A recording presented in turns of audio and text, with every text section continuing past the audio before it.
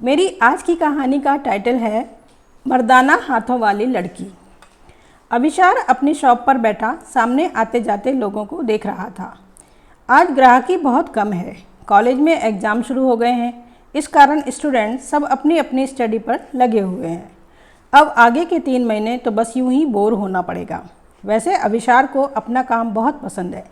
शुरू में घर वाले और रिश्तेदार सब ताने मारते थे, इतना पढ़ लिख कर भी कोई ये काम करता है। अरे कोई तरीके का सरकारी काम करो जिसमें 4 लोग जाने तुमको सलाम करें, यह भी कोई काम है। टैटू डिज़ाइनिंग, हाथ पैरों पर डिज़ाइन बनाना, जैसे कोई मेहंदी लगाने वाला हो। और तो और इसका कोर्स भी किया है इतने पैसे खर्च करके। अरे कोई कोचिंग करता तो अब तक कहीं टीचर ही बन गया होता, पर नहीं, इन्हें तो टैटू डिज़ाइनिंग ही करनी है। ये आजकल के लोग भी ना। पर अभिशार अपनी धुन का पक्का था, जो सोचा बस सोच लिया। जो करना ही है काम तो सभी अच्छे होते हैं। और आज पूरे 5 साल हो गए उसे शॉप खोले हुए। शुरू में कम चली पर अभी तो बहुत फेमस हो चुका है। जो आता है अभिशार से ही टैटू करवाना चाहता है, खासकर लड़कियां। बहुत हैंडसम जो है अभिशार, लंबा गोरा, चिकनी खिंची हुई त्वचा और गहरी आवाज़। जब से उसे पता चला लड़कियां उसके लिए आती हैं तब से तो और ख्याल रखने लगा वो खुद का। अरे भाई, प्रोफेशन की डिमांड है अच्छा दिखना। जब भी वो लड़कियों के हाथ पर टैटू बनाता तो लड़कियां अक्सर नज़र चुराकर उसे देखती। उसे भी बहुत अच्छा लगता, लोग पसंद करते हैं उसको। कुछ तो यहाँ तक कहकर जाती, आप मॉडलिंग क्यों नहीं करते? वो हंसकर टाल देता, नहीं मैम, मैं कहाँ मॉडल, मेरा काम तो लोगों को मॉडल बनाना है बस। घर वाले भी अब बहुत खुश थे क्योंकि अच्छी खासी कमाई जो हो रही थी। पैसा सारे ऐप छुपा देता है, वो सब समझता था। खैर वो खुश था, अपनी पसंद का काम कर रहा था और अच्छी कमाई भी कर रहा था। आज का दिन बहुत बोरिंग सा है, कोई आया ही नहीं। वो सोच ही रहा था कि तभी कैबिन का दरवाज़ा खुला। सामने एक दुबली सी लड़की खड़ी थी। उसने अपना चेहरा मास्क से ढका हुआ था, सिर्फ बड़ी बड़ी घनी विन्नियों वाली काली आंखें दिख रही थीं। पास आकर धीरे से बोली, मुझको अपने हाथ पर टैटू बनवाना है, क्या आप बनाएंगे? कितनी फ़ीस होगी? अभिशार ने हाँ में सर हिलाया। कैसा टैटू बनवाना है आपको? वो धीरे से बोली, जो मेरे हाथों को थोड़ा सॉफ्ट दिखाए। मतलब? अभिशार थोड़ा अचकचा कर बोला, जी वो बात ऐसी है कि मेरी शादी होने वाली है और मेरा फियांसे कहता है कि मेरे हाथ बहुत मर्दाना है। कुछ लड़कियों वाली बात नहीं इनमें, उसे मर्दाना हाथ पसंद नहीं। अभिशार मनी मन हंसा, अच्छा दिखाइए अपने हाथ। उसने अपने हाथ दिखाए, बहुत सख्त और मजबूत से हाथ, कुछ नसें भी उभरी हुई थीं। अभिशार सोच में पड़ गया। वो बोली, दरअसल मैं रेसलर बनना चाहती थी। मेरे पापा की इच्छा थी, वो भी रेसलर थे, पर पिछले साल उनका देहांत हो गया। अब परिवार वाले मेरी शादी करना चाहते हैं और मेरे होने वाले हस्बैंड को मेरे हाथ बहुत मर्दाना लगते हैं। वो कहता है ये हाथ अच्छे नहीं लगते, कुछ करो, आप कुछ ऐसा कर दीजिए कि इनकी सख्ती छुप जाए और मेरे हाथ बाकी लड़कियों की तरह कोमल दिखने लगें। अभिशार का मन नहीं हो रहा था, पर उसने सोचा बेकार बैठने से तो अच्छा है इनके मर्दाना हाथों पर कुछ नज़ाकत पैदा की जाए। ये आजकल की लड़कियां भी पता नहीं क्यों मर्द बनना चाहती हैं। सारे काम मर्दों वाले करोगी तो हाथ पैर मर्दाना हो ही जाएंगे। उसने बेमन से हाँ कर दिया और कल आने को कहा। जाते जाते भी वो उसके मर्दाना हाथों को देख रहा था। उसे भी थोड़ा अजीब तो लगा, फिर उसका पति कैसे बर्दाश्त करता ये मर्दाना हाथ। वो खिड़की के पास आकर खड़ा हो गया। नीचे उस लड़की का फियांसे उसका इंतज़ार कर रहा था। पतला दुबला, बिल्कुल सेट हेयर स्टाइल, दाढ़ी, काला चश्मा, पर पर्सनालिटी कुछ खास न लगी। तो जो खुद भी साधारण ही है, वो सोचने लगा। दूसरे दिन वो लड़की बिल्कुल टाइम पर आ गई। अभिशार ने 2-4 डिज़ाइन दिखाई जिसमें उसके हाथ पूरे ढक जाते, पर इतना टैटू करवाने में काफ़ी दर्द सहना होगा आपको, वो बोला। अब सहना तो पड़ेगा, वो धीरे से बोली, आप बना दीजिए।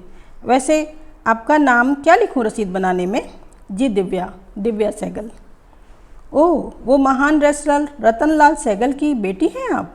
हाँ, वो मेरे पापा थे, उनका सपना था मैं रेसलर बनूं और उनको मेरे हाथ बहुत पसंद थे। क्या आप मेरे हाथों पर उनका नाम भी लिख देंगे? बस रतन लाल, इतना सा। हाँ हाँ, क्यों नहीं, जो आप कहें, मेरा तो यही काम है। अगले 15 दिन दिव्या के हाथों को मर्दाना से जनाना बनाने में निकल गए। बहुत डिज़ाइन देखने के बाद उनको बारीक फूलों वाली डिज़ाइन पसंद आई थी। अविशार ने भी सोच लिया था वो ये काम एक चैलेंज समझकर करेगा और अपना बेस्ट देगा। जो देखेगा बस देखता ही रह जाएगा। कुछ ऐसा यह हाथ ही पहचान होंगे दिव्या की।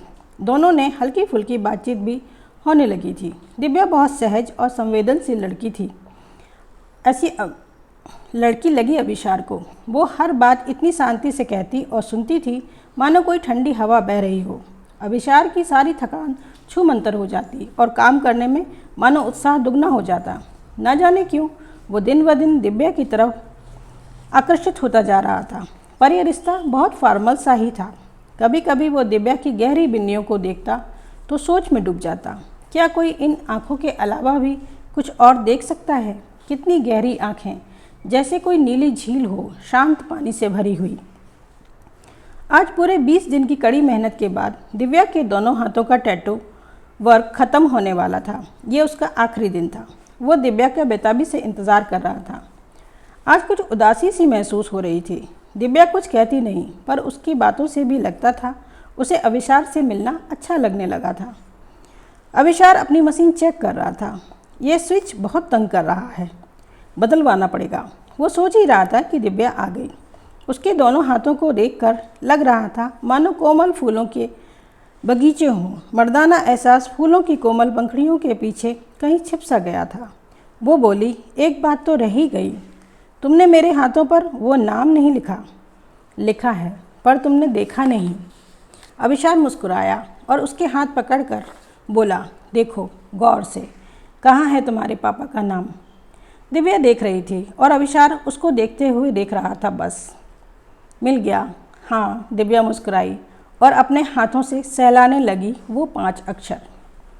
चलो अब काम ख़त्म करते हैं, अविशार अचानक बोला और अपनी टैटू मशीन चेक करने लगा। दिव्या पास ही खड़ी थी। तभी बूम, एक जोर की आवाज़ आई और आग ही आग। बस यही आखिरी झलक जो अविशार के दिमाग में याद बन के रह गई। 1 साल बाद। मैं कहाँ हूँ? अविशार हल्के से बुदबुदाया। अविशार का दोस्त दिलीप लगातार बोल रहा था, तुमको होश आ गया मेरे दोस्त, तुमको होश आ गया। भगवान का लाख लाख धन्यवाद, तुम ठीक हो गए। आंटी आंटी, अविशार को होश आ गया। वो चीखते हुए बाहर दौड़ा। पूरे 11 महीने बाद मेरे दोस्त को होश आ गया। वो खुशी से पागल हो रहा था। बगल में ही उसकी माँ, बहन और पिता खड़े थे। उसके चेहरे पर खुशी का ठिकाना न था। पूरे 11 महीने की तपस्या का फल जो मिला था। अविशार ने पूछा, क्या हुआ था मुझे? अरे बहुत भयानक आग लग गई थी, सब कुछ जलकर स्वाह हो गया था। वो तो गनीमत है, उस लड़की की वजह से तुम्हारी जान बच गई। पूरे 7 मंजिल अपनी बाहों में तुमको उठाकर वो चढ़ती चली गई, जब तक तुमको छत की खुली हवा में पहुंचा नहीं दिया। फिर बेचारी खुद बेहोश हो गई। बहुत बहादुर लड़की थी और उसकी बाहें, कितनी ताकत थी उनमें, जो तुम जैसे 65 किलो के जवान इंसान को उठाकर 7 मंजिला चढ़ गई। पूरे शहर में चर्चा है उसके साहस की। दिव्या कहाँ है वो ठीक तो है? अविशार बोला। पता नहीं, कुछ महीने तो वो भी हॉस्पिटल आती थी अपना इलाज करवाने, फिर शायद चली गई। तुम तो कोमा में चले गए थे और हम तो उसको ज़्यादा जानते नहीं थे। जो पूछते कहाँ जा रही हो।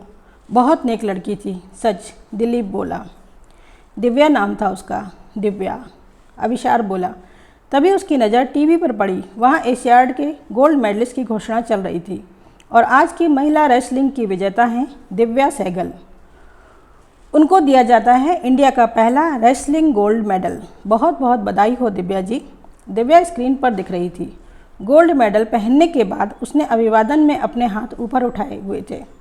2 मर्दाना हाथ जो शायद आग में झुलस गए थे, पर उन पर कहीं कहीं अभी भी बनी हुई थी छोटे छोटे गुलाबी फूलों वाली बेल, और एक कोने में लिखा था रतन। लाल शायद उस आग में झुलस गया था। अविशार को सब याद आ रहा था, मानो कल की ही बात हो। वो गहरी घनी बिन्नियों वाली काली आँखें, वो शांत सी आवाज़ और मर्दाना हाथों वाली वो प्यारी सी लड़की। शुक्रिया।